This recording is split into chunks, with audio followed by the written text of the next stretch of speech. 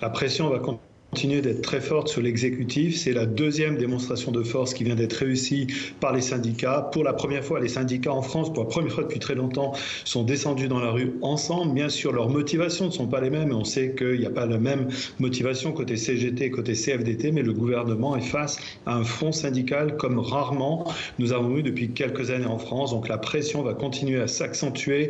Il va y avoir en parallèle des négociations, bien sûr, mais sur cette pierre d'achoppement de l'âge pivot, pour le moment, on ne voit pas très bien de signe d'ouverture. Alors justement, syndicats et gouvernement, comme tous les deux sur leur position, c'est un petit peu le statu quo.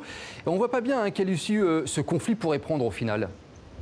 Oui, parce que le Premier ministre, dès son discours au Conseil économique et social, a fait du paramétrage budgétaire un élément tout à fait essentiel. Lui, il en fait une question de sincérité budgétaire vis-à-vis des Français. Donc le Premier ministre a mis sur la table sa sincérité. Il ne veut pas être celui qui fait des réformes dont on ne connaît pas le financement.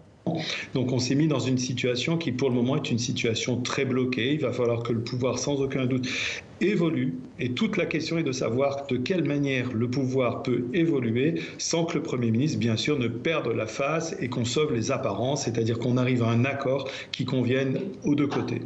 Oui, pour l'instant on est à l'écoute, maintenant c'est peut-être le moment de passer aux actes en fait, c'est ça ? Oui, bien sûr, c'est le moment de passer aux actes. Ça fait 2 ans que le gouvernement dialogue avec les organisations syndicales. On est un peu surpris qu'au bout de 2 ans de dialogue, cette pierre d'achoppement soit toujours là. La position de la CFDT est parfaitement connue depuis longtemps. Donc on est effectivement dans une situation qui est une situation relativement compliqué. Il ne va pas être possible pour le Premier ministre, d'une certaine manière, de faire des concessions et de faire un certain nombre de pas. Une dernière question rapide. On voit Emmanuel Macron assez en retrait sur ce dossier. Il met en avant son Premier ministre et ses ministres. C'est une stratégie de la part du chef de l'État ? Oui, c'est clairement une stratégie. Nous revenons à un modèle assez classique sur la Ve République. Le duo exécutif se partage les rôles. C'est une réforme Macron, ça n'est pas une réforme Édouard Philippe. Mais Emmanuel Macron, il reste un peu en réserve. Sait-on jamais si on aboutissait à une situation de blocage total au début du mois de janvier et qu'à ce moment-là, la question d'un changement de Premier ministre pourrait se poser. On n'en est pas du tout là, mais on voit qu'on revient à un fonctionnement classique de la Ve République. Le Premier ministre est au front, le Premier ministre mène la bataille et le président se réserve le droit de faire des arbitrages. Est-ce qu'Emmanuel Macron doit parler, oui ou non ? Oui, bien sûr, il sera obligé de parler à un moment donné. On l'a dit, c'est une réforme Macron.